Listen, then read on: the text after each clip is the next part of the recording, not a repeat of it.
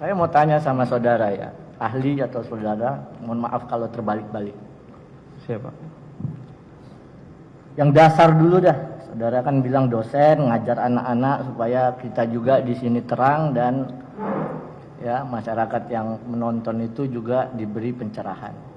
Ya. Beban pembuktian itu ya bisa diterangkan. Apa beban pembuktian itu? Beban pembuktian adalah siapa yang wajib membuktikan. Siapa yang wajib membuktikan dalam perkara pidana? Begitu ya, ahli ya? Betul, Baik. betul, Pak. Kalau di dalam perkara pidana, ya, perkara suap, perintangan, ya, penyidikan, siapa yang dibebani membuktikan? Kalau dalam konteks pemeriksaan sidang di pengadilan, penuntut umum yang berwenang. Penuntut umum. Betul. Terdakwa punya beban nggak membuktikan? Tidak. Enggak. Tidak. Betul. Ya. Betul. Nah, kalau begitu suatu suara sekarang. Satu suara, Pak. Ya. Nah, sekarang kalau pembuktian itu gagal oleh penuntut umum, gagal dibuktikan di persidangan, ya, apa konsekuensinya? Iya, kalau misalkan ada unsur yang tidak terbukti, ya jelas tidak terbukti dakwaannya. Begitu ya? Iya. Baik. Apa boleh karena kegagalan penuntut umum membuktikan dakwaan orang dihukum? Boleh nggak? Iya nggak. Kalau nggak boleh, nggak ya? boleh, betul. Kalau begitu sama semua kita ini. Nah, kalau begitu saya masuk yang lebih teoritis. Karl Jasper saya masuk. Saudara Ali pasti baca Karl Jasper. Iya.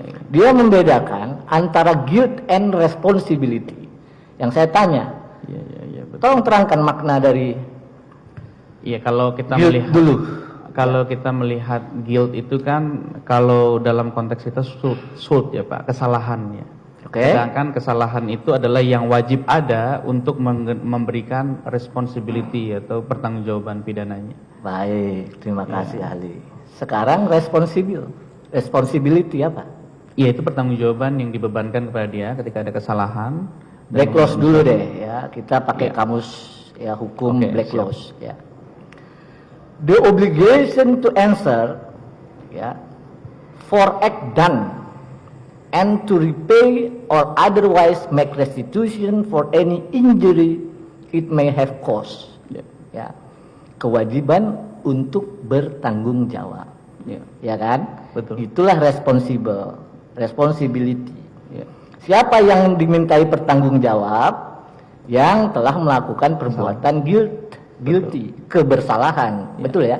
Betul. Sekarang pertanyaannya, orang lain mengatasnamakan saya, orang lain ya kan jual-jual nama saya, ya patra nih nyuruh minta ya duit biar kamu lulus ujian UPA. Yang salah kan orang itu dong. Ya.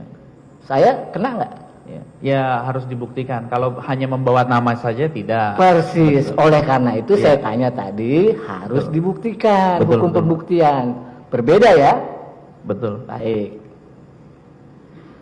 Sekarang menambahkan Pak, memang kalau dalam konteks itu kan harus membuktikan. Makanya saya tekankan berkali-kali harus ada pengetahuan yang dibuktikan. betul ya. Ya. Kalau yang nanya penuntut umum ilustrasinya pasti memberatkan gitu loh. Ya. Kan saksi nggak sampai ke sana. Ya. Saya juga bisa sampai pagi nih, ilustrasinya meringankan semua nih. Ya kan? Ya. Artinya itulah pentingnya hukum pembuktian. Baik. Betul. Kalau begitu, mengapa ada hukum acara kita mengenal SP3? Surat perintah penghentian penyidikan. Kenapa? Iya, karena itu kan dikaitkan dengan awal mulanya adalah gugurnya penuntutan, Pak. Ada gugurnya penuntutan pasal 76, 77, 78 bahwa ketika ditemukan hal-hal seperti itu perlu dihentikan. Ya. Kemudian ditambahlah ketika dia bukan perbuatan pidana, ketika tidak cukup bukti, penyidik memiliki kewenangan untuk menghentikan perkaranya. Terima kasih Ali. Jadi antara lain karena tidak cukup bukti, perbuatan yang disangkakan bukan tindak pidana. Iya. Kesimpulannya karena penyidik belum tentu benar. Iya betul. Iya Makanya dong. ada proses pemeriksaan sidang di pengadilan. Iya, makanya ada SP3. Kalau benar semua bahasa sidang ya ahli ya. Betul. Kalau begitu, mengapa ada lembaga pra-peradilan yang boleh menguji sah atau tidak sahnya penetapan tersangka? Iya, karena itu sebagai bentuk habeas corpus, Pak, menjaga hak asasi manusia dari tersangka maupun. Karena penyidik belum tentu benar. Betul, betul. Juga. Iya kan? Karena bisa diuji keabsahan. Persis. Ya. Inilah gunanya kita menguji nih. Ya. Sekarang, mengapa ada istilah putusan bebas, freisprach? Kalau putusan bebas karena tidak terpenuhi dakwaannya, tidak terbukti. Terbukti secara ya sah dulu kan? Ya, tidak terbukti secara sah dan meyakinkan. Dan meyakinkan. Nah, oke.